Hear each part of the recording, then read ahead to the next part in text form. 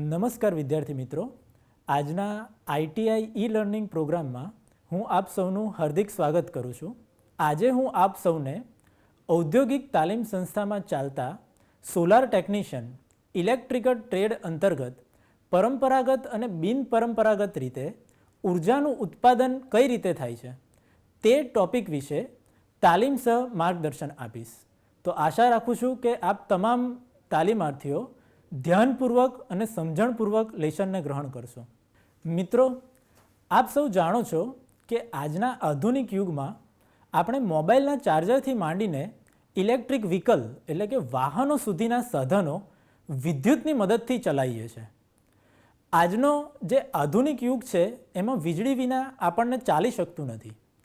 તો રોજબરોજના આપણે સાધનો વીજળીથી ચલાવીએ છીએ, તો એનો ઉપયોગ કરતાં ક્યારેય તમને એવો વિચાર આવ્યો છે ખરો કે આ વીજળીનું ઉત્પાદન કઈ રીતે થતું હશે?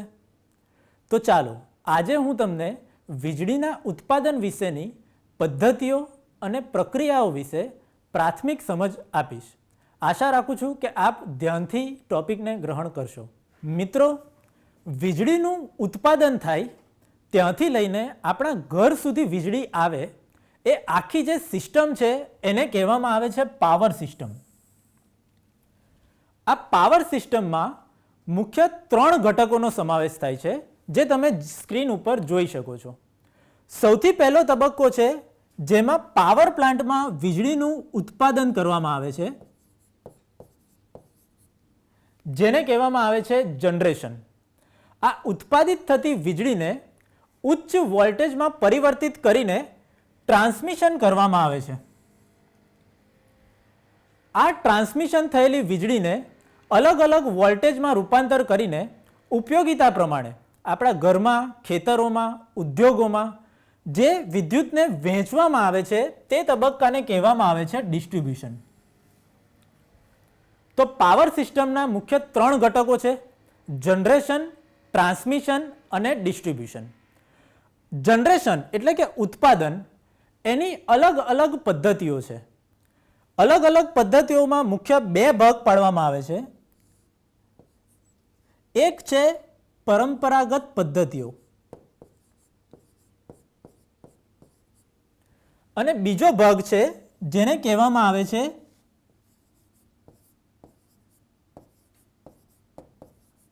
બિનપરંપરાગત પદ્ધતિઓ.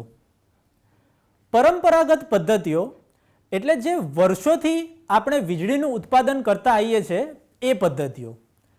આ પદ્ધતિઓની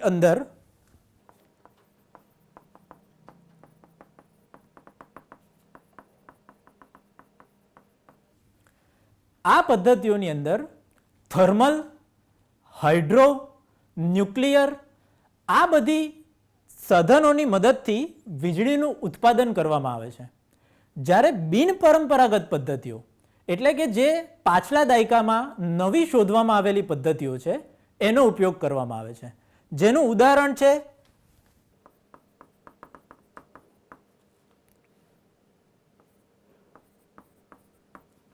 સોલાર ઉર્જા, પવન ઉર્જા આ બધી. તો વિદ્યાર્થી મિત્રો, મુખ્ય 2 તબક્કા પરંપરાગત પદ્ધતિઓ અને બિનપરંપરાગત પદ્ધતિઓ. આજના લેસનમાં આપણે પરંપરાગત પદ્ધતિઓના અંતર્ગત થર્મલ અને હાઇડ્રો પાવર પ્લાન્ટ કઈ રીતે કાર્ય કરે છે એના વિશેની પ્રાથમિક માહિતી મેળવીશું. વિદ્યાર્થી મિત્રો, પ્રથમ પાવર પ્લાન્ટ જેના વિશે આપણે સમજ મેળવવાની છે એનું નામ તમે સ્ક્રીન ઉપર જોઈ રહ્યા છો, થર્મલ પાવર પ્લાન્ટ.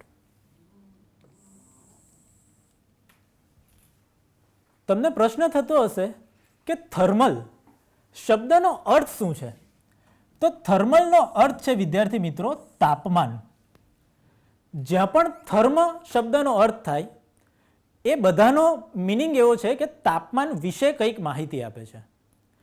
આપણને તાવ આવે, આપણે ડૉક્ટર પાસે જઈએ તો ડૉક્ટર શરીરનું તાપમાન માપે. તો તાપમાન કયા સાધનની મદદથી માપે છે? શબ્દ આવ્યો થર્મો. ચા ગરમ કરી હોય આપણે અને 2 કલાક સુધી આપણે ગરમ રાખવી હોય તો એના માટે આપણે કયું સાધન વાપરીએ છીએ? તો સાધન વાપરીએ છીએ થર્મોસ, તો શબ્દ આવ્યો થર્મ. તો થર્મ શબ્દનો અર્થ છે તાપમાનને લગતું. તો આપણો જે પાવર પ્લાન્ટ છે એમાં પણ શબ્દ આવે છે થર્મલ. તો એનો પ્રારંભિક અર્થ લેવાનો છે કે તાપમાનની મદદથી, અને પાવર એટલે આપણું એનર્જી.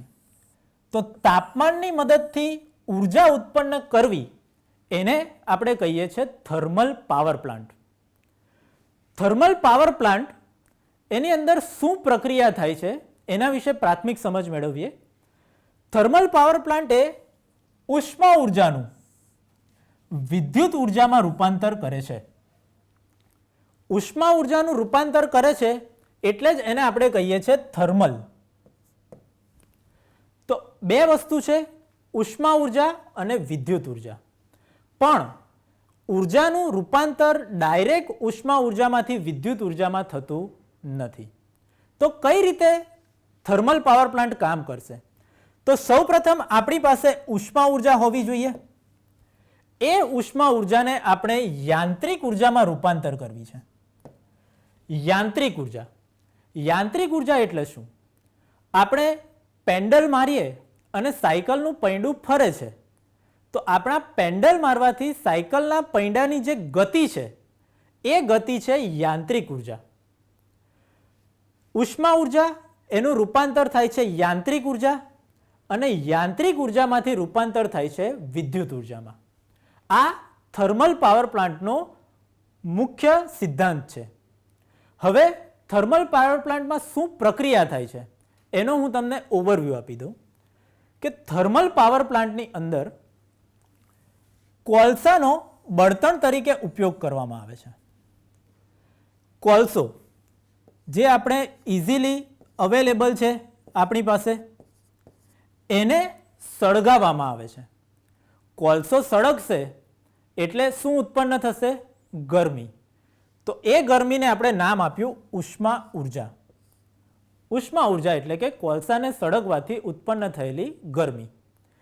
આ ઉષ્મા ઉર્જાનો ઉપયોગ કરીને આપણે યાંત્રિક ઉર્જા મેળવવી છે. તો એના માટે સરળ ભાષામાં તમને સમજાવું કે એક ગેસ છે, એના ઉપર આપણે એક કુકરને મૂક્યું છે.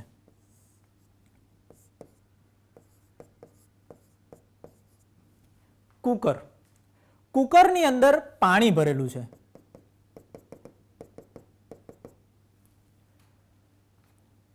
ગેસ આપણે સળગાવ્યો, એને લીધે ગરમી ઉત્પન્ન થઈ, એને લીધે પાણીમાંથી શું બનશે?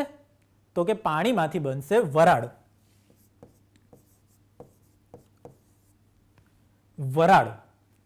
વરાળ શબ્દ જેટલો નાનો લાગે છે એનામાં ઉર્જા પણ એટલી જ વધારે હોય છે. વરાળની મદદથી તમે જુઓ છો કે કુકરની ઉપરની જે સીટી છે એ ઉપર થાય છે અને એમાંથી પ્રેશર સાથે વરાળ બહાર નીકળે છે. તો આ જે ઉષ્મા ઉર્જા છે એની અંદરથી વરાળ બહાર નીકળે છે. તો આ જે ઊંચા દબાણવાળી વરાળ છે એનો ઉપયોગ આપણે ઉષ્મા ઉર્જામાંથી યાંત્રિક ઉર્જામાં રૂપાંતર કરવા માટે કરીએ છીએ. એકવાર યાંત્રિક ઉર્જામાં રૂપાંતર થઈ જાય એના પછી આપણે તેને વિદ્યુત ઉર્જામાં ફેરવી શકીએ છીએ. તો આના પરથી તમને ખ્યાલ આવ્યો હશે કે વીજળીના ઉત્પાદન માટે થર્મલ પાવર પ્લાન્ટમાં કાચા માલ તરીકે બે વસ્તુ વપરાશે. એક હશે કોલસો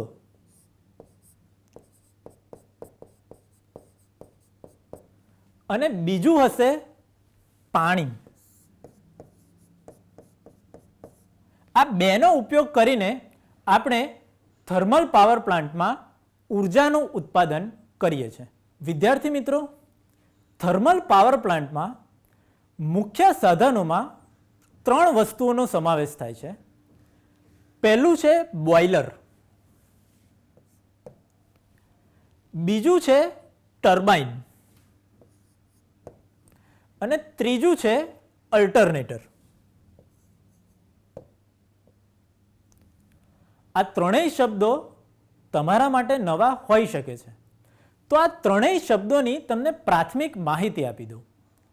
સૌપ્રથમ બોઇલર. બોઇલર એક રીતે કુકર જેવું કામ કરે છે. બોઇલરની અંદર પાણીને ભરવામાં આવે છે.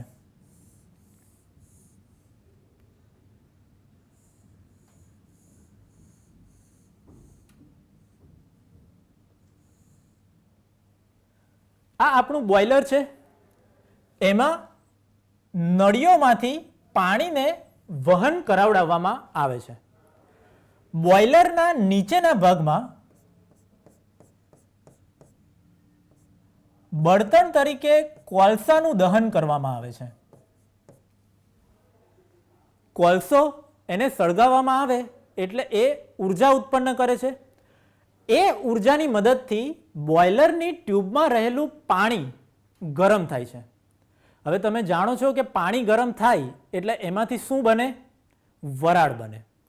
વરાળ જે છે એ ઊંચા દબાણ પર અને ઊંચા તાપમાન પર હોય છે. તો બોઇલરનું કામ શું છે? તો બોઇલરનું કામ છે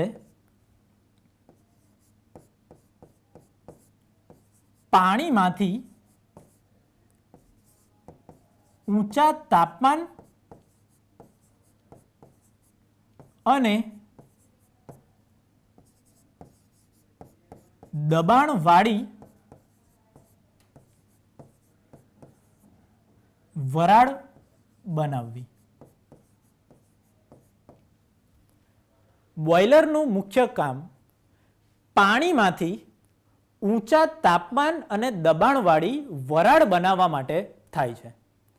આકૃતિમાં ફોટો મેં તમને બતાવ્યો છે. આ રીતનું બોઇલર આવે છે. જુઓ, આ રીતના મોટા શેપવાળું બોઇલર છે. અહીંયાથી પાણી જે છે એ ઇનપુટ થાય છે. અહીંયા અંદર નળીઓ છે બધી, અને એની અંદરથી પાણી જે છે એને પસાર કરવામાં આવે છે અને નીચે કોલસાની મદદથી એને ગરમી આપવામાં આવે છે.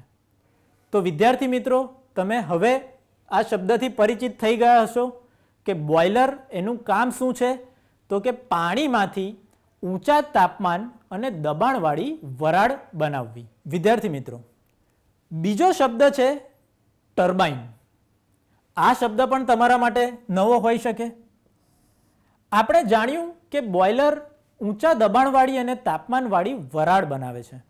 હવે એ વરાળમાંથી કઈ રીતે આપણે ઉર્જા લેવી? તો એના માટે ટર્બાઇન જે છે એ ખૂબ મહત્વનો રોલ ભજવે છે. ટર્બાઇન શું છે? તો ટર્બાઇન એક શાફ્ટ ઉપર પાંખિયા જે રીતે આપણે મૂકીએ એ રીતની રચના છે.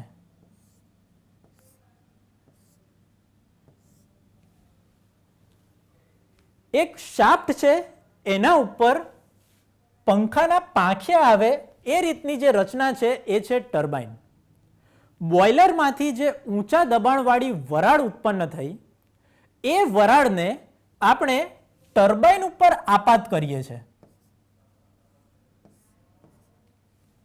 ઊંચા દબાણવાળી વરાળ ટર્બાઇનના પાંખિયા સાથે અથડાય એટલે ટર્બાઇન જે છે એ રોટેશન ચાલુ કરે છે, એટલે કે ફરવાનું ચાલુ કરે છે. આનું રોટેશન ચાલુ થશે એટલે આપણી જે ઉષ્મા ઉર્જા હતી જે બોઇલરમાં આપણે આપી હતી એનું રૂપાંતર થયું યાંત્રિક ઉર્જામાં. તો બોઇલરમાં જે ઉષ્મા ઉર્જા હતી એનું રૂપાંતર ટર્બાઇન દ્વારા કઈ ઉર્જામાં થાય છે? યાંત્રિક ઉર્જા.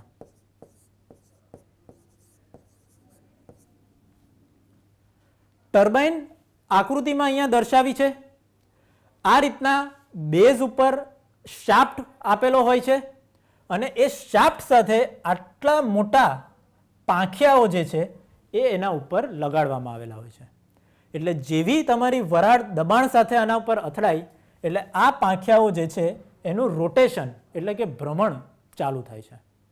હવે ટર્બાઇન જે છે એના પછી રોલ આવે છે અલ્ટરનેટર. ઇલેક્ટ્રિકલ ગ્રુપમાં અલ્ટરનેટરનું નામ તમે સાંભળ્યું હશે. અલ્ટરનેટર કામ છે એનું વિદ્યુત ઉર્જાને જનરેટ કરવું. જનરેટર શબ્દ પણ તમે સાંભળ્યો હશે. જનરેટરનું કામ છે વિદ્યુત ઉર્જાને ઉત્પન્ન કરવું. પણ વિદ્યુત ઉર્જાને ઉત્પન્ન કરવા માટે શાફ્ટને ફરાવવા માટે ટર્બાઇનની જરૂર પડશે. તો ટર્બાઇન જે છે એનું રોટેશન ચાલુ થયું એના જ શાફ્ટ સાથે, આ એનો શાફ્ટ છે, આકૃતિમાં દેખાય છે, એના શાફ્ટ સાથે અલ્ટરનેટરને કપલિંગ કરેલું હોય છે. એટલે કે ટર્બાઇનનું રોટેશન ચાલુ થયું એની સાથે અલ્ટરનેટરના શાફ્ટનું રોટેશન ચાલુ થશે. અલ્ટરનેટરના શાફ્ટનું રોટેશન ચાલુ થશે એટલે વિદ્યુત ઉર્જાનું ઉત્પાદન થશે. તો અલ્ટરનેટર જે છે એ શામાં ફેરવે છે? તો જવાબ આવશે વિદ્યુત ઉર્જા. તો વિદ્યાર્થી મિત્રો, બોઇલર ઉષ્મા ઉર્જાનું ઉત્પાદન કરે છે, ટર્બાઇન એ ઉષ્મા ઉર્જાને યાંત્રિક ઉર્જામાં ફેરવે છે અને અલ્ટરનેટર એ યાંત્રિક ઉર્જાનું વિદ્યુત ઉર્જામાં રૂપાંતર કરે છે. આ સમગ્ર પ્રક્રિયા જે છે એ એકબીજા સાથે લિંક થયેલી છે. આના કોઈ પણ ઘટક અલગ અલગ છૂટા કામ કરી શકતા નથી. આ ત્રણેય વસ્તુ એકબીજા સાથે જોડાયેલી છે. વિદ્યાર્થી મિત્રો, આકૃતિમાં તમે થર્મલ પાવર પ્લાન્ટનો બ્લોક ડાયાગ્રામ જોઈ રહ્યા છો. આ ડાયાગ્રામની મદદથી વીજળીનું ઉત્પાદન કઈ રીતે થાય છે એના વિશે સમજ મેળવીએ. તો સૌપ્રથમ કોલ સ્ટોરેજ લેન્ડ એટલે કે કોલસાને સ્ટોર કરવા માટેની જગ્યા. પાવર પ્લાન્ટ એમાં એક થેલી બે થેલી કોલસાની જરૂર નથી પડતી, મિલિયન્સ ઓફ ટન્સ કોલસાની જરૂર પડે છે. તો એ કોલસાનો સંગ્રહ કરવા માટે આપણી પાસે જમીન જોઈએ, એના માટે પ્રોપર બનાવવું પડે. તો આ છે cold storage land. Power plant ચાલુ થાય પછી મહિનો બે મહિના સુધી એને બંધ ના કરી શકાય. તો મહિનો બે મહિના ચાલે અથવા ઓછામાં ઓછો 10-15 દિવસ ચાલે એટલા કોલસાને આપણે પહેલેથી સ્ટોર કરવો પડે છે. તો એ સ્ટોરેજ માટેની જગ્યા.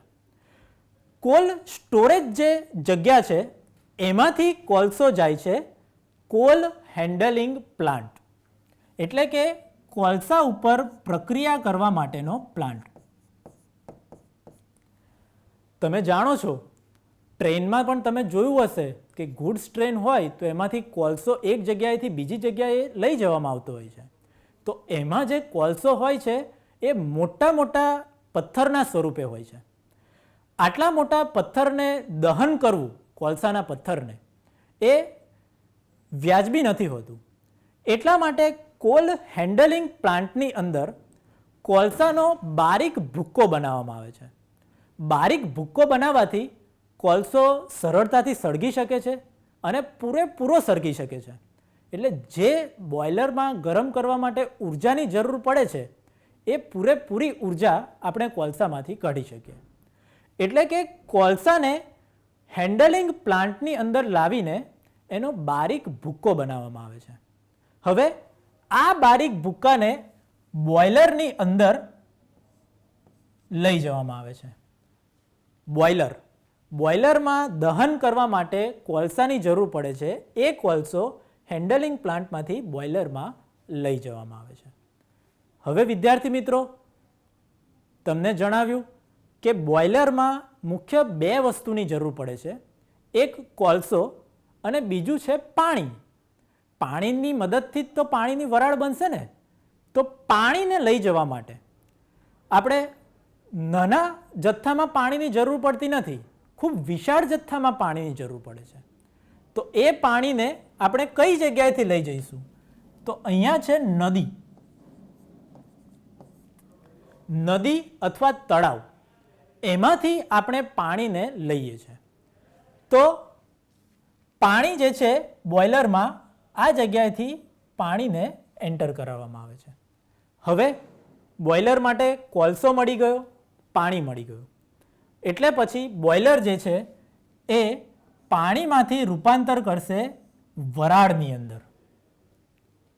બોઇલર સળગશે એટલે પાણી જે છે એનું રૂપાંતર થશે વરાળમાં. આ વરાળ કેવી છે? ઊંચા તાપમાનવાળી અને ઊંચા દબાણવાળી. તો આ જે વરાળ છે એ આ જગ્યાએથી નીકળી. હવે વરાળ જે છે એ અલગ અલગ સ્વરૂપની આવે છે. તમે જોયું હશે કે કુકરમાંથી આપણી જે વરાળ નીકળીએ તો એ વરાળ જે છે એ થોડી ભીનાશવાળી હોય. તમે જુઓ તો કુકરમાંથી જે સીટી વાગે એની અંદર તમને પાણીના નાના નાના કણો મહેસૂસ થાય. તો આ જે ભીની વરાળ છે એને આપણે જો સીધી જ ટર્બાઇનમાં લઈ જઈએ તો ટર્બાઇનના પાંખિયા ઉપર કાટ લાગવાની સંભાવના વધી જાય છે. પાણીને લીધે કાટ લાગી શકે, તો કાટ લાગે તો ટર્બાઇનના પાંખિયા જે છે એ નબળા પડી જાય. તો ભીની વરાળને આપણે સીધી ટર્બાઇન સુધી લઈ જવામાં આવતી નથી. તો આના માટે વચ્ચે આપણે સુપર હીટરનો ઉપયોગ કરીએ છીએ.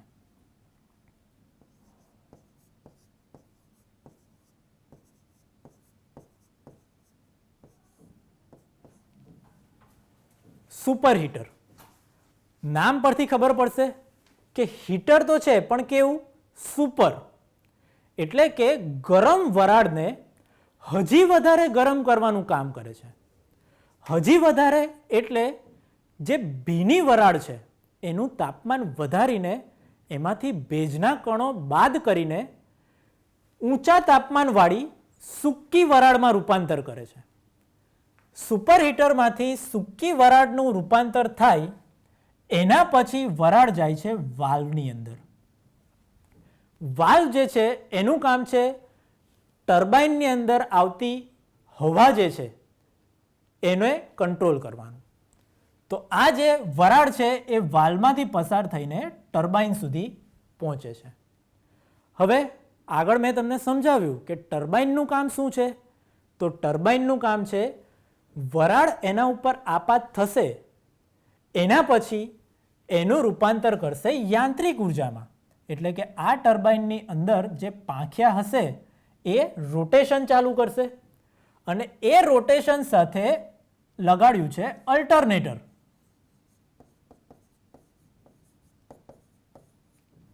ટર્બાઇનનું રોટેશન થશે એટલે અલ્ટરનેટરનું રોટેશન થશે. અલ્ટરનેટરનું રોટેશન ચાલુ થશે એટલે વીજળીનું ઉત્પાદન થશે. તો આકૃતિમાં દેખાય છે આ 3 ફેઝ વીજળી જે છે એનું ઉત્પાદન થયું છે. બરાબર છે મિત્રો. ફરી તમને જણાવી દઉં, કોલસો એને રાખવા માટેની જગ્યા, એમાંથી ગયું કોલસાનો હેન્ડલિંગ પ્લાન્ટની અંદર જ્યાં કોલસાનો બારીક ભૂક્કો થયો. બારીક ભૂક્કા કર્યા બાદ કોલસાને મોકલ્યો બોઇલરની અંદર. બોઇલરમાં તેનું દહન કરવામાં આવ્યું. બોઇલરની અંદર નદી અથવા તળાવમાંથી પાણી નાખવામાં આવ્યું. પાણી અને કોલસાનું દહન એ બંનેથી ઉત્પન્ન થઈ વરાળ. આ વરાળ ભીની હોય છે એટલે તેને મોકલવામાં આવી સુપર હીટરમાં. સુપર હીટર વરાળને હજી વધારે ગરમ કરે છે એટલે ભીની વરાળનું રૂપાંતર થયું સૂકી વરાળમાં. સૂકી વરાળ જે ઉચ્ચ તાપમાન અને ઉચ્ચ દબાણ ધરાવે છે એને મોકલવામાં આવી ટર્બાઇનમાં. ટર્બાઇન વરાળ જે છે એની અંદરથી ફરવાનું કામ કરશે એટલે કે યાંત્રિક ઉર્જામાં રૂપાંતર થાય છે. યાંત્રિક ઉર્જા જાય છે અલ્ટરનેટરમાં અને અલ્ટરનેટરમાંથી વીજળી જે છે એનું જનરેશન થાય છે. આ પદ્ધતિ સમજાવી મેં. હવે ટર્બાઇનમાંથી જે વરાળ નીકળી એ વરાળ અતિશય ઉચ્ચ તાપમાનવાળી છે એટલે કે ખૂબ જ ગરમ છે. તો એ વરાળને ઠંડી પાડવી પડશે. તો ઠંડી પાડવા માટે એ વરાળને મોકલવામાં આવે છે કન્ડેન્સરમાં.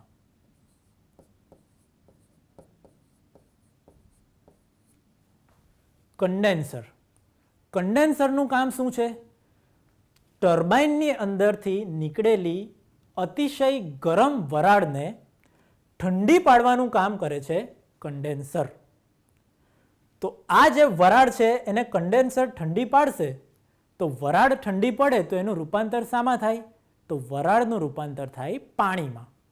તો કન્ડેન્સરનું કામ છે વરાળને પાણીમાં રૂપાંતર કરવું અથવા ગરમ વરાળને ઠંડી પાડવી. આ ઠંડી પાડેલી જે વરાળ છે અથવા પાણી જે છે એને કુલિંગ ટાવરની મદદથી ફરીથી એને પંપમાં મોકલવામાં આવે છે અને પંપ આ પાણીને ફરીથી પ્લાન્ટની અંદર લઈ જાય છે.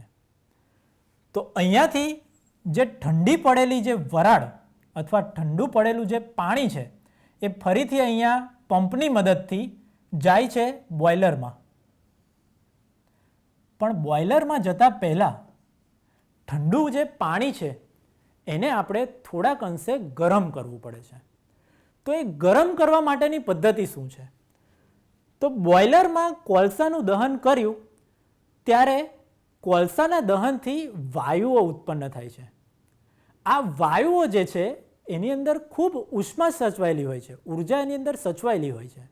એને વાતાવરણમાં છોડી દેવા એના કરતાં એની અંદરની રહેલી ઉર્જા જે છે એનો ઉપયોગ કરવામાં આવે છે. તો બોઇલરમાંથી જે વાયુઓ ઉત્પન્ન થાય છે એ વાયુઓને ફ્લ્યુ ગેસીસ એવું નામ આપવામાં આવે છે. એટલે કે આ જે અતિશય ગરમ વાયુઓ છે એની ઉર્જાનો ઉપયોગ કરવામાં આવે છે. તો આ જે વાયુઓ છે એ સુપર હીટરમાં જે ભીની હવા છે, ભીની વરાળ, એને ગરમ કરવા વપરાય છે. પછી એ જ વાયુઓ જાય છે ઇકોનોમાઇઝરમાં.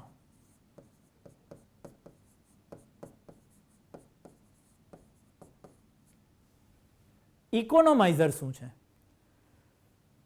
તો જે ઠંડુ પાણી જે આપણે બોઇલરની અંદર ઇનપુટ કરવાનું છે એ પાણીને ઇકોનોમાઇઝર ગરમ કરવાનું કામ કરે છે. દાખલા તરીકે બોઇલરમાં 100 ડિગ્રી સેલ્સિયસ પર પાણી જોઈએ છે તો 0 ડિગ્રી સેલ્સિયસથી 100 ડિગ્રી પર લઈ જવું એના માટે વધારે ઉર્જાની જરૂર પડે. પણ ઇકોનોમાઇઝર આપણને 25થી 30 ડિગ્રી સેલ્સિયસ સુધીનું તાપમાન જો કરી આપતું હોય તો એનાથી 100 ડિગ્રી પર જવું એ આપણા માટે સરળ પડે છે. એટલા માટે ઇકોનોમાઇઝર જે ઠંડુ પાણી આવે છે એને પ્રાથમિક રીતે ગરમ કરવાનું કામ કરે છે. ઇકોનોમાઇઝરમાંથી ગરમ થયેલું પાણી બોઇલરની અંદર આપણે ઇનપુટ કરીએ છીએ. હજી ફ્લ્યુ ગેસીસમાં ગરમી રહેલી છે તો એ ગરમી જાય છે એર પ્રીહીટર. એર પ્રીહીટર એટલે કે બોઇલરની અંદર કોલસો અને પાણી સિવાય હવા પણ જરૂરી છે અને તે હવા કેવી? ગરમ હવાની જરૂર છે. તો વાતાવરણમાંથી જે હવા લઈએ છે એ એર પ્રીહીટરના માધ્યમથી પ્રાથમિક ગરમ થાય છે અને એ ગરમ હવા આપણે બોઇલરની અંદર ઇનપુટ કરીએ છીએ. આના પછી જે ફ્લ્યુ ગેસીસ વધ્યા એ આ ચીમનીના માધ્યમથી વાતાવરણમાં મુક્ત થાય છે. તો આ સમગ્ર જે ડાયાગ્રામ છે એ થર્મલ પાવર પ્લાન્ટનો છે. આશા રાખું છું કે આપ સૌને દરેક કમ્પોનન્ટનો શું ઉપયોગ છે અને સમગ્ર પ્રક્રિયા શું છે એના વિશે પ્રાથમિક સમજ મળી હશે. વિદ્યાર્થી મિત્રો, પાછલી સ્લાઇડમાં આપને થર્મલ પાવર પ્લાન્ટના બ્લોક ડાયાગ્રામ વિશે માહિતી આપી. તો એના વિશેના જ પ્રાથમિક જે ઘટકો છે એના વિશેની માહિતી આ સ્લાઇડમાં આપું છું. સૌ પ્રથમ છે સુપરહીટર. મેં તમને સમજાવ્યું એમ સુપરહીટરનું કામ શું છે? સુપરહીટરનું કામ છે ભીની વરાળને સૂકી બનાવવી. કેમ સૂકી બનાવવી છે? ટર્બાઇનના પાંખિયા પર કાટ ન લાગે તે માટે આ વરાળનું સૂકું હોવું જરૂરી છે. બીજો શબ્દ હતો કન્ડેન્સર. કન્ડેન્સરનું કામ શું છે? તો ટર્બાઇનમાંથી જે વરાળ નીકળે છે, જે અતિશય ગરમ વરાળ છે, એને ઠંડી પાડવાનું કામ છે. ત્રીજો શબ્દ હતો ઇકોનોમાઇઝર. ઇકોનોમાઇઝરનું કામ શું છે? તો બોઇલરની અંદર આપણે પાણીને ઇનપુટ કરવાનું છે જેની મદદથી વરાળ બનશે.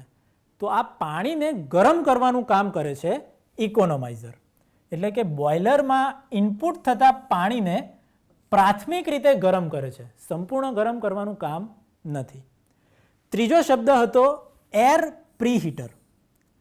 એટલે કે બોઇલરની અંદર ઇનપુટ થતું જે હવા છે એને પ્રાથમિક રીતે ગરમ કરવાનું કામ છે, એ કામ કરે છે એર પ્રીહીટર. તો આ તમામ સાધનો આપણે કેમ વાપર્યા? તો વાપરવાનું મુખ્ય કામ છે કે પાવર પ્લાન્ટની કાર્યક્ષમતામાં વધારો કરવાનો છે. જે થર્મલ પાવર પ્લાન્ટ છે એ કાર્યક્ષમ કઈ રીતે બને? ઉર્જાનો વેડફાટ થાય તો કાર્યક્ષમ બનશે નહીં. તો કાર્યક્ષમ બનાવવા માટે આ બધા સાધનોની મદદથી જે ઉર્જા વેડફાઈ રહી છે એને આપણે પાવર પ્લાન્ટની અંદર કાર્યક્ષમતા વધારવા માટેનો ઉપયોગ કરીએ છીએ. વિદ્યાર્થી મિત્રો, thermal power plant, block diagram અને એના સાધનો વિશે જોયું. હવે થર્મલ પાવર પ્લાન્ટના ફાયદાઓ વિશે સમજ મેળવીએ. થર્મલ પાવર પ્લાન્ટમાં કાચા માલ તરીકે કોલસાનો ઉપયોગ થાય છે. કોલસો જે જમીનમાંથી ખોદીને આપણને કાઢવામાં આવે છે.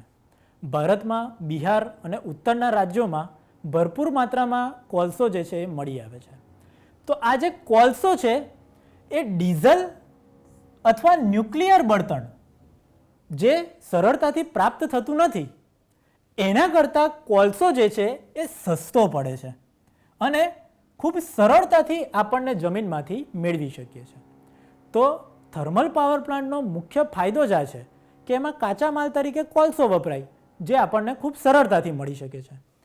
બીજો ફાયદો છે કે હાઇડ્રો પાવર પ્લાન્ટ અથવા ન્યુક્લિયર પાવર પ્લાન્ટ એના કરતાં કેપિટલ કોસ્ટ એટલે કે પાવર પ્લાન્ટને બાંધકામ કરવા માટેનો ખર્ચ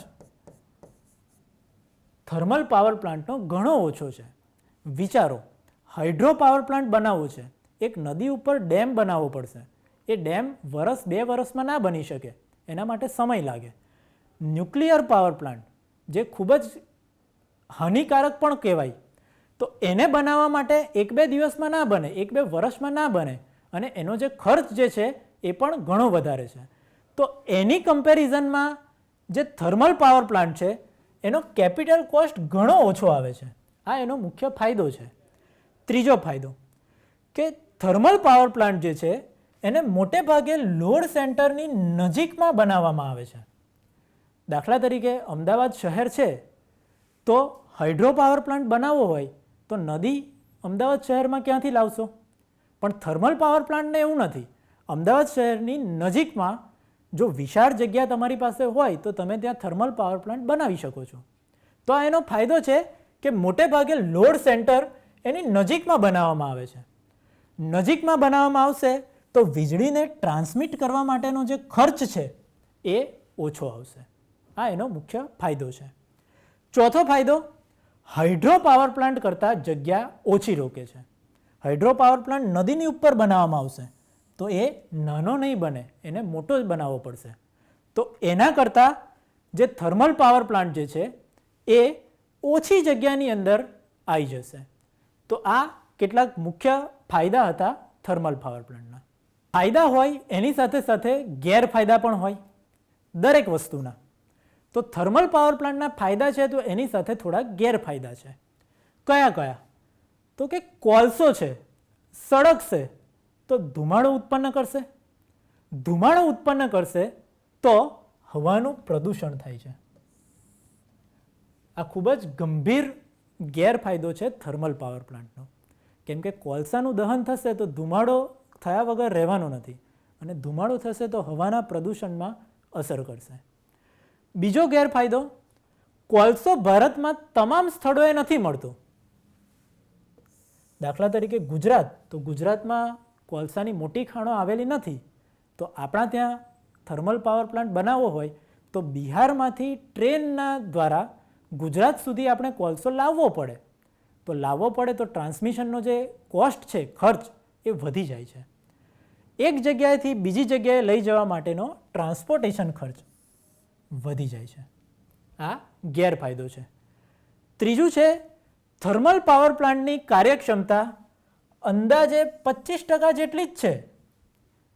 તમે વિચારો કે તમે 100% આપો છો, એમાંથી ઉર્જા માત્ર 25% જ મળે છે, 75% એમાં લોસીસ છે. એટલે કે આ પાવર પ્લાન્ટની કાર્યક્ષમતા ઘણી ઓછી છે. ચોથો પોઈન્ટ, કોલસાના સ્ટોરેજ માટે જમીનની વધુ જરૂરિયાત રહે છે.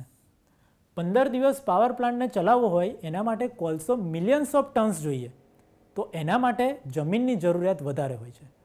તો આ બધા જે છે એ થર્મલ પાવર પ્લાન્ટના ગેરફાયદાઓ છે. વિદ્યાર્થી મિત્રો, થર્મલ પાવર પ્લાન્ટ બાદ બીજો જે પ્લાન્ટ છે એ છે ડીઝલ પાવર પ્લાન્ટ. તમે જોયું હશે દુકાનોમાં, મોલમાં અથવા મોટે ભાગે લગ્નમાં ડીજે હોય તો એની સાથે એક જનરેટર જોડેલું હોય છે ગ્રીન કલરનું. એ જનરેટર શું છે? તો એ જનરેટર છે ડીઝલ પાવર પ્લાન્ટ.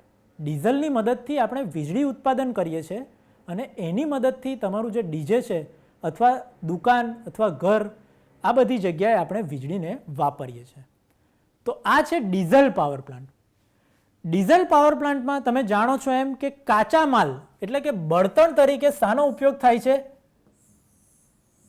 ડીઝલ. ડીઝલનો ઉપયોગ આપણે બળતણ તરીકે કરીએ છીએ અને એની અંદરથી આપણે વીજળીનું ઉત્પાદન કરીએ છીએ. આ પ્લાન્ટ જે છે ડીઝલ પાવર પ્લાન્ટ, એ મુખ્ય પ્લાન્ટ તરીકે ક્યારેય વપરાતો નથી. ઇમરજન્સીમાં ક્યાંક જરૂર પડી તો જ આપણે એનો ઉપયોગ કરી શકીએ છીએ. આ માટે આ પ્લાન્ટને હંમેશા સ્ટેન્ડ બાયમાં રાખવામાં આવે છે. સ્ટેન્ડ બાયમાં એનો અર્થ કે રિઝર્વમાં રાખવામાં આવે છે. જ્યારે જરૂર પડી તો તરત આ પ્લાન્ટને ચાલુ કરીને આપણે સપ્લાય આપી શકીએ છીએ. આ પ્લાન્ટ થર્મલ પાવર પ્લાન્ટ કે ન્યુક્લિયર પાવર પ્લાન્ટ કરતાં ઘણો નાનો હોય છે. એની મર્યાદા 5 થી લઈને 50 મેગાવોટ જેટલી જ હોય છે. એટલે કે ખૂબ નાના પ્રમાણમાં વીજળીની જરૂર હોય ત્યારે આ પ્લાન્ટને ઇમરજન્સીમાં ચાલુ કરવામાં આવે છે. આ પ્લાન્ટનું રાસાયણિક ઉર્જા એટલે કે ડીઝલની અંદર જે ઉર્જા રહેલી છે એ છે રાસાયણિક ઉર્જા. એનું રૂપાંતર થાય છે ઉષ્મા ઉર્જામાં. એટલે કે ડીઝલને આપણે બળતણ તરીકે ઉપયોગ કરીએ તો એ ગરમી પેદા કરશે, એટલે કે ઉષ્મા ઉર્જામાં રૂપાંતર થશે. એ ઉષ્મા ઉર્જાનું રૂપાંતર થશે યાંત્રિક ઉર્જામાં. યાંત્રિક ઉર્જા, દાખલા તરીકે આપણે બાઇક ચલાવીએ છીએ, એમાં એન્જિન આવેલું હોય છે. પેટ્રોલનો ઉપયોગ આપણે બળતણ તરીકે કરીએ તો એ ઉષ્મા ઉર્જામાં રૂપાંતર થયું. પણ એન્જિનની અંદર પિસ્ટન આવેલું હોય છે. એ પિસ્ટન જે છે ઉપર નીચે થશે, એટલે કે એનું રૂપાંતર થશે યાંત્રિક ઉર્જામાં. એ પિસ્ટનની સાથે જોડેલું હોય છે અલ્ટરનેટર અને એની મદદથી રૂપાંતર થશે વિદ્યુત ઉર્જામાં. એટલે કે ડીઝલમાં રહેલી જે રાસાયણિક ઉર્જા છે એની મદદથી આપણે વિદ્યુત ઉર્જાની અંદર રૂપાંતર કરીએ છીએ. તો ડીઝલની મદદથી કરીએ છીએ એટલે પાવર પ્લાન્ટનું નામ છે ડીઝલ પાવર પ્લાન્ટ. વિદ્યાર્થી મિત્રો, ડીઝલ પાવર પ્લાન્ટનો બ્લોક ડાયાગ્રામ તમે આકૃતિમાં જોઈ શકો છો. ખૂબ નાની એવી રચના હોય છે ડીઝલ પાવર પ્લાન્ટની. એના વિશે સમજીએ તો ડીઝલ પાવર પ્લાન્ટનું જે મુખ્ય ભાગ અથવા મુખ્ય હૃદય જેને કહી શકાય એ છે એનું એન્જિન. આપણી ગાડી અથવા બાઇકમાં જે રીતે એન્જિન આવે છે એ રીતનું એનું હૃદય જે છે એ છે એન્જિન. આ એન્જિનને કહેવાય છે CI એન્જિન. આ એન્જિનની અંદર આપણે પાવર પ્લાન્ટમાં ડીઝલની મદદથી ઉર્જા ઉત્પન્ન કરવી છે તો બળતણ તરીકે શું આપવું પડશે? ડીઝલ. તો ડીઝલ ફ્યુઅલ એટલે કે બળતણ. ફ્યુઅલ અહીંયાથી એડ કરવામાં આવે છે. વચ્ચે એક ફિલ્ટર મૂકવામાં આવે છે. ફિલ્ટર શું કામ કરશે? તો અંદર જતું જે બળતણ છે એને શુદ્ધ કરવાનું કામ કરશે. તો ફિલ્ટરના વાટે આપણું જે ડીઝલ છે એ એન્જિનની અંદર ઇનપુટ થાય છે. બીજું તો એન્જિનની અંદર એકલું બળતણ તરીકે ડીઝલનું દહન થતું નથી, એની સાથે હવા પણ જરૂરી છે. તો આ જગ્યાએથી હવા એને એન્જિનની અંદર ઇનપુટ કરવામાં આવે છે. તો હવા જે છે એને પણ અહીંયા ફિલ્ટર મૂકેલું હોય છે. ફિલ્ટર વાટે હવા એન્જિનમાં ઇનપુટ કરવામાં આવે છે. એટલે કે એન્જિનની અંદર ડીઝલ અને હવા આના મિશ્રણને ગરમ કરવામાં આવે છે, જેનું નામ છે, ટેકનિકલ નામ છે કમ્બસ્ટન. એટલે આ એન્જિનને કહેવાય છે કમ્બસ્ટન એન્જિન. કમ્બસ્ટન એન્જિનમાં ડીઝલ અને હવા બંનેના મિશ્રણને ગરમ કરવામાં આવે છે. ગરમ કરીશું એટલે એની અંદર આવેલું જે પિસ્ટન છે, પિસ્ટન જે છે એ ઉપર નીચે થશે અને એની સાથે જોડેલું હોય છે જનરેટર. જનરેટર જે છે એનું કામ શું છે? તો જનરેટરનું કામ છે યાંત્રિક ઉર્જાનું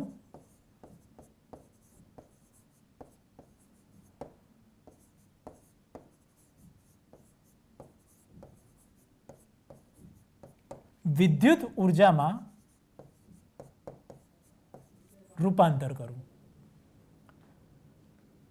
તો આ બ્લોક ડાયાગ્રામ છે ડીઝલ એન્જિનનો. મુખ્ય ભાગ ફરી તમને કહી દઉં, બળતણ તરીકે ડીઝલનો ઉપયોગ થાય છે. ડીઝલ ફિલ્ટર વાટે એન્જિનની અંદર દાખલ કરવામાં આવે છે. હવા એ પણ ફિલ્ટર વાટે એન્જિનમાં દાખલ કરવામાં આવે છે. ડીઝલ એન્જિનમાં ડીઝલ અને હવા આ બંનેના મિશ્રણનું કમ્બસ્ટન એટલે કે દહન કરવામાં આવે છે. દહન થાય એટલે કે પિસ્ટન જે છે એ ઉપર નીચે થાય છે, એટલે કે યાંત્રિક ઉર્જામાં રૂપાંતર થાય છે. આ યાંત્રિક ઉર્જાને જનરેટરમાં આપવામાં આવે છે અને જનરેટર યાંત્રિક ઉર્જાનું વિદ્યુત ઉર્જામાં રૂપાંતર કરે છે. તો આ ડીઝલ એન્જિનના કાર્ય કરવાની પદ્ધતિ છે. ડીઝલ એન્જિનના ફાયદા. ડીઝલ એન્જિનની રચના ખૂબ સરળ છે. થર્મલ પાવર પ્લાન્ટ અથવા ન્યુક્લિયર પાવર પ્લાન્ટની કમ્પેરિઝનમાં, સરખામણીમાં આ પાવર પ્લાન્ટની રચના ખૂબ જ સરળ છે. બીજો ફાયદો, પાવર પ્લાન્ટ ખૂબ ઓછી જગ્યા રોકે છે. એટલે કે જગ્યામાં જ્યાં કોમ્પ્રોમાઇઝ કરવાનો હોય ત્યાં આ પાવર પ્લાન્ટ સૌથી બેસ્ટ રીતે કામ કરી શકે છે. ત્રીજી વસ્તુ, આ પાવર પ્લાન્ટને ખૂબ ઝડપથી સ્ટાર્ટ કરી શકાય છે. વિધિન 1 or 2 મિનિટ, 1 કે 2 મિનિટમાં આ પાવર પ્લાન્ટ આઉટપુટ આપવાનું ચાલુ કરી દે છે. એટલે કે ખૂબ ઝડપથી સ્ટાર્ટ કરી શકાય છે. થર્મલ તથા હાઇડ્રો પાવર પ્લાન્ટ કરતાં કાર્યક્ષમતા ખૂબ વધુ છે. મેં તમને સમજાવ્યું કે થર્મલ પાવર પ્લાન્ટની કાર્યક્ષમતા માત્ર 25% છે. એની સરખામણીમાં ડીઝલ પાવર પ્લાન્ટની કાર્યક્ષમતા ખૂબ સારી છે. તો આ થયા ડીઝલ પાવર પ્લાન્ટના ફાયદાઓ. ડીઝલ પાવર પ્લાન્ટના ગેરફાયદાઓ પણ હોવાના જ. તો મુખ્ય ગેરફાયદા તો કે ડીઝલ એની કિંમત ઊંચી હોય છે. ડીઝલ જે છે એ આપણો ખૂટી પડે એવો ઉર્જાનો સ્ત્રોત છે. પેટ્રોલ, ડીઝલ આ બધી વસ્તુઓ. તો એની કિંમતો દિવસે ને દિવસે વધતી જ રહેવાની. તો ઊંચી કિંમત એનો મુખ્ય ગેરફાયદો છે. બીજું, ઓછા પ્રમાણમાં વીજળીનું ઉત્પાદન થાય છે. મેં તમને કહ્યું કે ડીઝલ પાવર પ્લાન્ટ જે છે એ માત્ર 5 થી લઈને 50 મેગાવોટ આટલી ઉર્જાનું ઉત્પાદન કરવું હોય તો જ એનો ઉપયોગ થઈ શકે. એનાથી વધારે આખા સિટીને ઉર્જા આપવી હોય તો ડીઝલ પાવર પ્લાન્ટનો ઉપયોગ થઈ શકે નહીં. મુખ્ય પ્લાન્ટ તરીકે વાપરી શકાતો નથી. માત્ર ને માત્ર સ્ટેન્ડ બાય, ઇમરજન્સી માટે જ આનો ઉપયોગ કરી શકાય, બાકી આનો ઉપયોગ કરી શકાતો નથી. આ એના મુખ્ય ગેરફાયદા છે. વિદ્યાર્થી મિત્રો, ત્રીજો પાવર પ્લાન્ટ જેનો આપણે અભ્યાસ કરવાનો છે એનું નામ છે હાઇડ્રો પાવર પ્લાન્ટ. શબ્દ છે હાઇડ્રો. હાઇડ્રોનો અર્થ થાય પાણી.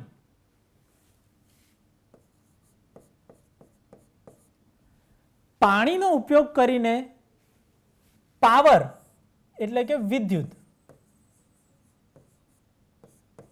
પાણીનો ઉપયોગ કરીને વિદ્યુત મેળવીએ એ પ્લાન્ટને કહેવામાં આવે છે હાઇડ્રો પાવર પ્લાન્ટ. પાણીમાં રહેલી ગતિ ઉર્જા એનો ઉપયોગ કરીને વીજળીનું ઉત્પાદન થાય એને કહીએ છીએ હાઇડ્રો પાવર પ્લાન્ટ. તમે જોયું હશે કે ક્યારેક મોટા ધોધમાં આપણે નહાવા જતા હોય તો ઊંચાઈ પરથી કોઈ પાણી નીચે પડતું હોય, એની નીચે જો તમે ઊભા રહો તો જબરદસ્ત એનર્જીને આપણે અનુભવ કરી શકીએ છીએ. તો પાણીમાં આ સ્થિતિ ઉર્જા રહેલી છે. ઊંચાઈ ઉપર રહેલું પાણી, એની અંદર સ્થિતિ ઉર્જા રહેલી છે. આ સ્થિતિ ઉર્જાનો ગતિ ઉર્જામાં રૂપાંતર થાય. ધોધ વહેતો હોય તો ઉપરથી પાણી આવે, ઉપર રહેલું છે તો એની સ્થિતિ ઉર્જા છે. એ પાણી ફોર્સ સાથે, દબાણ સાથે નીચે આવે છે, નીચે ગતિ કરે છે, તો એ ઉર્જા છે એની ગતિ ઉર્જા. આ ગતિ ઉર્જાનો ઉપયોગ કરીને આપણે યાંત્રિક ઉર્જામાં રૂપાંતર કરવાનું છે. યાંત્રિક ઉર્જામાં શાના મદદથી રૂપાંતર કરીશું તો તમે જાણો છો, ટર્બાઇન. ટર્બાઇનની મદદથી પાણીમાં રહેલી ગતિ ઉર્જાનું આપણે યાંત્રિક ઉર્જામાં રૂપાંતર કરીને એની સાથે અલ્ટરનેટરની મદદથી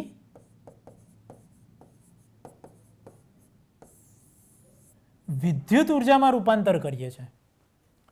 વિદ્યાર્થી મિત્રો, પાણી ઊંચાઈ પર રહેલું છે એટલે કે તેનામાં સ્થિતિ ઉર્જા છે. પાણીને ગતિ ઉર્જામાં આપણે રૂપાંતર કરીએ, એ ગતિ ઉર્જાની મદદથી ટર્બાઇન દ્વારા યાંત્રિક ઉર્જામાં રૂપાંતર કરીએ અને એ યાંત્રિક ઉર્જાનું અલ્ટરનેટર દ્વારા વિદ્યુત ઉર્જામાં રૂપાંતર કરીએ.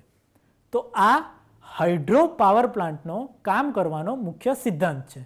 વિદ્યાર્થી મિત્રો, હાઇડ્રો પાવર પ્લાન્ટનો બ્લોક ડાયાગ્રામ આકૃતિમાં દર્શાવેલો છે. કઈ રીતે કાર્ય કરે છે એના વિશે આપણે પ્રાથમિક સમજ મેળવીએ. તો સૌપ્રથમ નદી ના માર્ગમાં એક ડેમ બનાવવામાં આવે છે.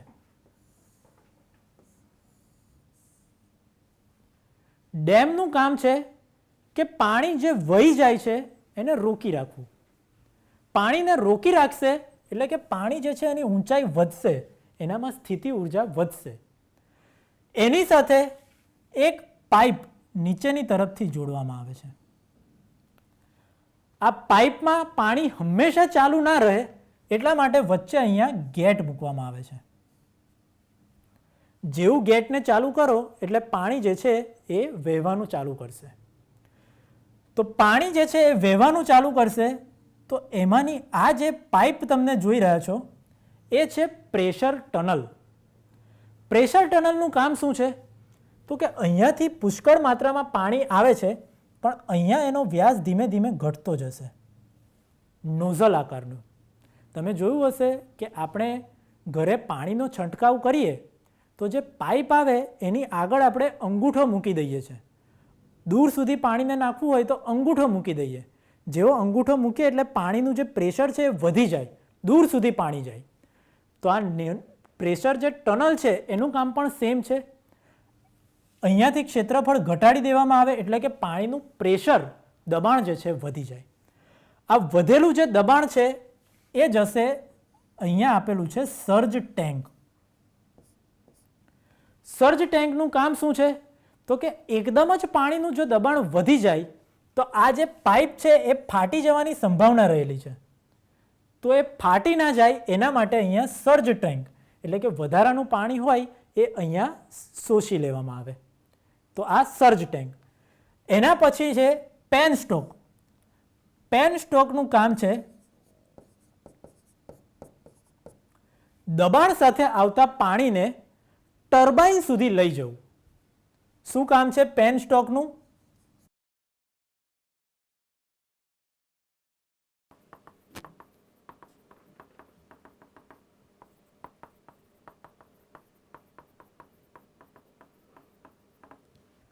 પેન સ્ટોક પાઇપમાંથી વાલ્વ મારફતે પાણી જશે ટર્બાઇનની અંદર.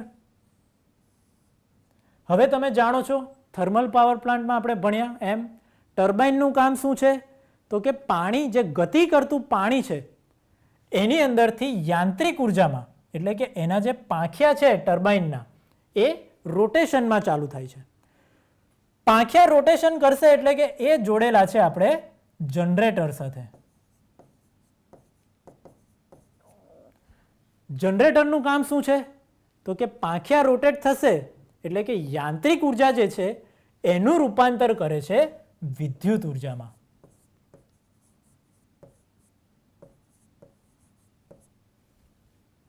અને આ જે ઉત્પન્ન થયેલી વિદ્યુત ઉર્જા છે એને ટ્રાન્સફોર્મરની મદદથી ટ્રાન્સમિટ કરવામાં આવે છે ઊંચા વોલ્ટેજના દબાણ ઉપર. તો આ જે ડાયાગ્રામ છે એ હાઇડ્રો પાવર પ્લાન્ટનો ડાયાગ્રામ છે. એકવાર ફરી ધ્યાનથી સમજી લઈએ. ડેમની મદદથી ઊંચાઈ પર પાણીને લઈ જવામાં આવે છે એટલે કે પાણીમાં સ્થિતિ ઉર્જા ઉત્પન્ન થાય છે. એ સ્થિતિ ઉર્જાને પાઇપની મદદથી ગેટમાં મોકલવામાં આવે છે. ગેટની અંદરથી પાણી જશે પ્રેશર ટનલમાં એટલે કે પાણીની સ્થિતિ ઉર્જા અને જે ગતિ ઉર્જા છે એની અંદર વધારો થાય છે. વધારો થઈને સર્જ ટેન્કમાંથી પસાર થઈ પાણી જશે પેન સ્ટોકમાં. પેન સ્ટોકનું કામ છે ઊંચા દબાણવાળું પાણી જે છે એને ટર્બાઇન સુધી મોકલવું. ટર્બાઇનનું કામ છે કે એના જે પાંખિયા છે એને રોટેશન કરાવીને જે પાણીની ગતિ ઉર્જા છે એનું રૂપાંતર કરશે યાંત્રિક ઉર્જામાં. એના સાથે જોડેલું છે જનરેટર. જનરેટરનું કામ છે ટર્બાઇન દ્વારા ઉત્પન્ન થતી યાંત્રિક ઉર્જાનું રૂપાંતર કરે છે વિદ્યુત ઉર્જામાં. તો આ રીતે આપણે પાણીની મદદથી વિદ્યુત ઉર્જા ઉત્પન્ન કરી શકીએ છીએ. મિત્રો, હાઇડ્રો પાવર પ્લાન્ટ જે છે એના મુખ્ય કેટલાક ફાયદાઓ આપ્યા છે. સૌ પ્રથમ તો કાચા માલ તરીકે પાણીનો ઉપયોગ થાય છે એટલે કે કોઈ જાતનો ધુમાડો થતો નથી. એટલે આ પાવર પ્લાન્ટ પ્રદૂષણ રહિત છે. કોઈ પણ જાતનું પ્રદૂષણ આ પાવર પ્લાન્ટથી ફેલાતું નથી. બીજો ફાયદો છે પાણી સરળતાથી પ્રાપ્ય છે. ભારતમાં જે 12 નદીઓ આવેલી છે એમાં પુષ્કળ પ્રમાણમાં પાણી મળી આવે છે અને ગતિ ઉર્જા ખૂબ જ વધારે હોય છે. તો એનો આપણે ફાયદો લઈ શકીએ છીએ. તો આ મુખ્ય ફાયદો છે. ત્રીજું, પ્લાન્ટ લાંબા સમય સુધી ચાલે છે. એકવાર હાઇડ્રો પાવર પ્લાન્ટ બનાવ્યો પછી એને બહુ મેન્ટેનન્સની જરૂર પડતી નથી. એ લાંબા સમય સુધી ચાલ્યા કરે છે. એટલે કે ઓછા મેન્ટેનન્સ સાથે લાંબા સમય સુધી ચલાવવા માટે ખૂબ જ આદર્શ પ્લાન્ટ છે હાઇડ્રો પાવર પ્લાન્ટ. ચોથું, કોઈ પણ બળતણની જરૂરિયાત રહેતી નથી. એટલે કે નહીં કોલસો કે નહીં થર્મોમિયમ કે કોઈ પણ જાતનું જે બળતણ છે એની આ પાવર પ્લાન્ટની અંદર જરૂર રહેતી નથી. હાઇડ્રો પાવર પ્લાન્ટના ગેરફાયદા: બાંધકામનો ખર્ચ ખૂબ વધારે છે. એક નદી ઉપર ડેમ બાંધવો એટલે એ કોઈ 1 કે 2 મહિનાની વાત નથી. ખૂબ લાંબો સમય સુધી કન્સ્ટ્રક્શન એટલે કે બાંધકામ કરવું પડે છે. એના પછી આપણે ડેમ બાંધી શકીએ છીએ. નદી કે પહાડી વિસ્તારમાં જ બાંધી શકાય. કેમ નદી કે પહાડી વિસ્તારમાં જ? તો જ આપણને પાણીની ગતિ ઉર્જા અને સ્થિતિ ઉર્જા વધારે મળે છે. મેદાન વિસ્તારમાં હાઇડ્રો પાવર પ્લાન્ટ ખૂબ સફળ રહેતા નથી.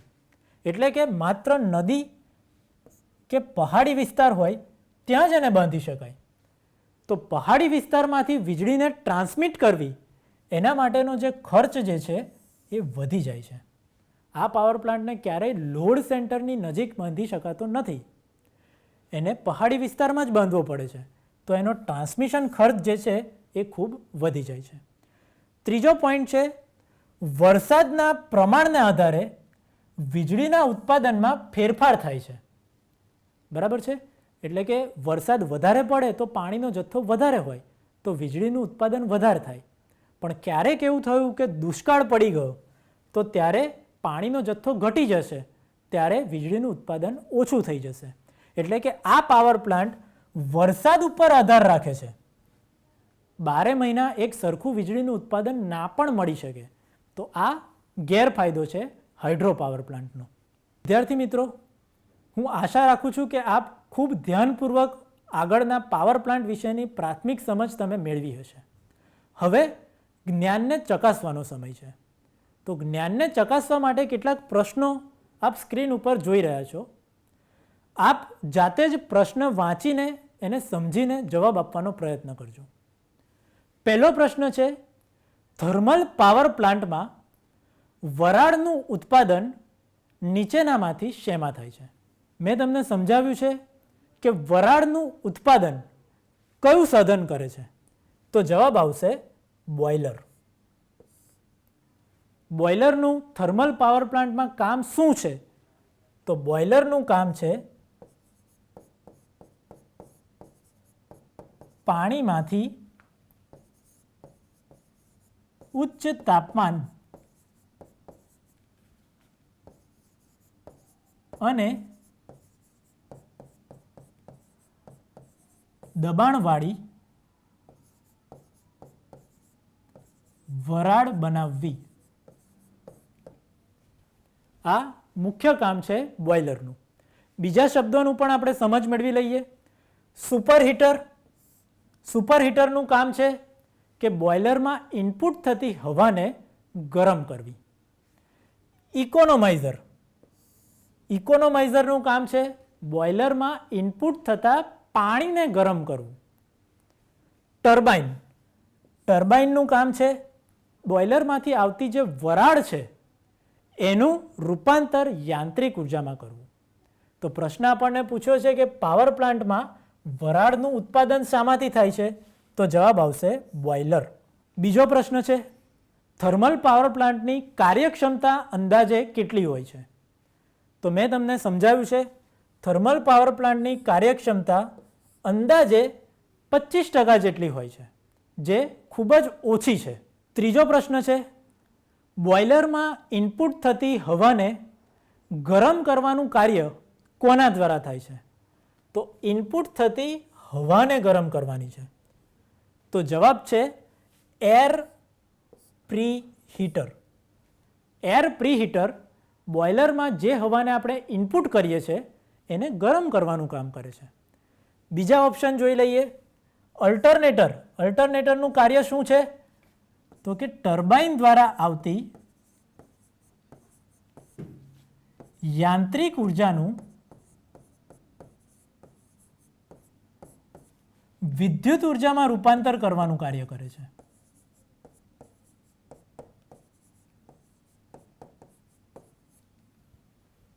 ટર્બાઇન. ટર્બાઇનનું કાર્ય શું છે?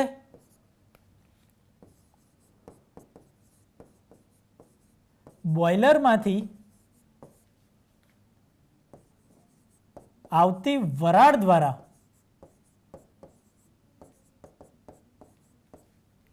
કઈ ઉર્જાનું ઉત્પાદન કરે છે? યાંત્રિક ઉર્જા.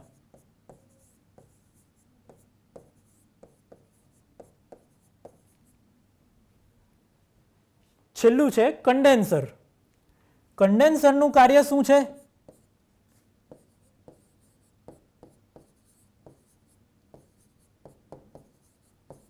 ટર્બાઇનમાંથી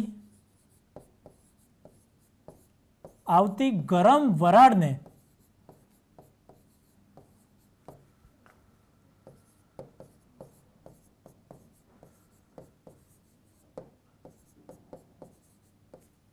ઠંડી કરવાનું કાર્ય કરે છે. તો આ તમામ વસ્તુઓના કાર્ય મેં તમને કહ્યા. તો જવાબ આવશે ઇનપુટ થતી હવાને ગરમ કરવાનું કાર્ય કોના દ્વારા થાય છે? તો જવાબ આવશે એર પ્રીહીટર દ્વારા. ચોથો પ્રશ્ન છે મોટે ભાગે ઇમરજન્સીમાં તાત્કાલિક ઉપયોગ કરી શકાય તે માટે કયા પ્લાન્ટને સ્ટેન્ડ બાયમાં રાખવામાં આવશે? તો જવાબ આવશે બી, ડીઝલ પાવર પ્લાન્ટ.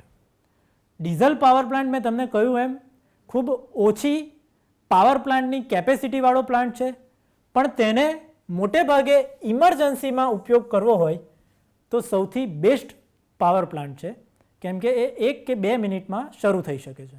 આગળનો પ્રશ્ન છે હાઇડ્રો પાવર પ્લાન્ટનો મુખ્ય ફાયદો નીચેનામાંથી કયો છે? તો પહેલું છે કે હાઇડ્રો પાવર પ્લાન્ટનો બાંધકામનો ખર્ચ ઓછો છે. તો ના, હાઇડ્રો પાવર પ્લાન્ટને બાંધકામ માટે ખૂબ વધારે ખર્ચ થાય છે, નદી ઉપર ડેમ બાંધવાનો છે એટલે. બી, વીજળી ટ્રાન્સમિશનનો ખર્ચ ઓછો થાય છે.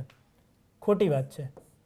પહાડી વિસ્તારમાં હાઇડ્રો પાવર પ્લાન્ટ હોય ત્યાંથી રહેણાંક વિસ્તાર સુધી વીજળીને લાવવી એના માટે ટ્રાન્સમિશનનો ખર્ચ વધી જાય છે.